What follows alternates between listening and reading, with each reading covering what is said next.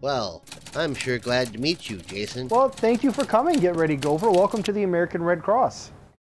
So, why should we have an emergency plan for our household? That is an excellent question, Get Ready Gopher. Everyone needs to have a plan for their household because disasters happen every day and rarely do you have time to prepare once the disaster happens. So it's important that everybody take time to think ahead of time about what you would do if disaster happened to you. What should we include in our plan? Well, the American Red Cross recommends that every family sit down and put together a plan. And it's going to include several things. One of the most important things when you sit down to have your discussion is to think about what disasters are you most likely to encounter. And in Minnesota, that's a pretty short list, but the #1 most common disaster in Minnesota, house fires. The American Red Cross, just in this area, responds to almost one house fire every day. I know, that's a lot. Severe weather, tornadoes, floods, blizzards. So those are the most common in our area. So you sit down, you think about what's going to happen, and each of those disasters has different implications. So you need to know what you're planning for, and then there's several key things you ought to consider when building your plan. First and foremost, evacuation. If you have to leave your house, everybody needs to know where to go. And if you think about each of those disasters, you might have to go to a different place. If you have a house fire, the important thing is that you get out. Well, there's lots of different parts of your house. Everybody needs to go to the same place so everybody knows that everyone is safe. Should everyone go to the backyard, the front yard? Should they go to your neighbor's house? Part of your plan is making sure everyone knows to go to the same place. Everybody's got to be on the same page. Also, who are you going to communicate with? Let's say all the phones are jammed and you can't get through in your local area. You should have someone outside of your area, maybe even outside of your state, that everyone in your family knows to contact. Maybe your favorite aunt in New Jersey. If you can't get a hold of me, you call her, I'll call her, and she'll know what to do. How would you get in touch with them? Text messaging, a great use. Sometimes text messaging can be bad and it can run up your cell phone bill. Otherwise, in times of disaster, text messaging, very, very helpful. It uses a different part of the communication system. So sending text messages to each other can be really, really helpful.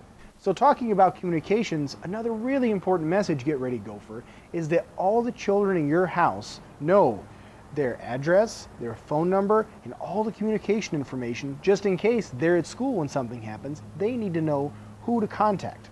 If you have a cell phone, a really good use, should something happen to you, of your phone is to have an in case of emergency contact, ICE. And you put them in your phone and you put ICE as their name. If something happens to you, someone picks up your phone, they can look, who's your ICE, and they know who to contact should something happen. When you sit down with your whole family, one of the most important things you can think about are making sure that you address the unique needs of your family. If you have anyone with functional needs or access needs, that you take the time to think about it. What about your pets? If someone has a pet gopher, they need to have plans for what they're going to do with their gopher or their dog or their cat. Another key ingredient for your disaster plan is to have a disaster kit. What should go in your disaster kit? The Red Cross has a long list of recommended basic ingredients, but the important thing is that you think about it beforehand. Because once disaster hits and the adrenaline gets flowing, you don't always think very clearly. That's why it's important to be prepared ahead of time. Why is it important that we practice our plan with everyone in the household?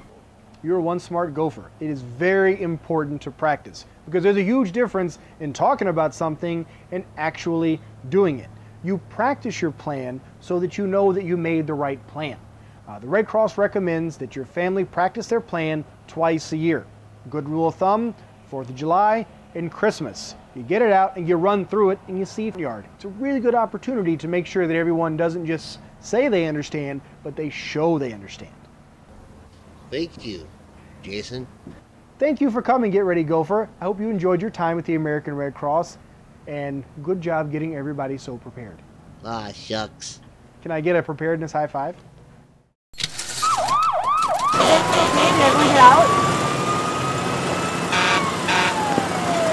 We are safe! Household emergency plans should include considerations for the unique needs of everyone in the household. Include those with functional and access needs, children and pets. Include everyone in the planning process and teach everyone about the plan. Household plans should include important pre-identified safety locations. For example, which room would you use for a severe weather shelter? And pick emergency meeting locations that everyone can agree on, so if you have to evacuate your home, you can quickly tell who in the household has gotten out safely. Your plans should list important contacts and identify an out-of-state contact to route information during a disaster. You may want to consider a plan to use texting for family communications in a disaster event. Make sure children understand and have practiced your plans, including learning their full names and address.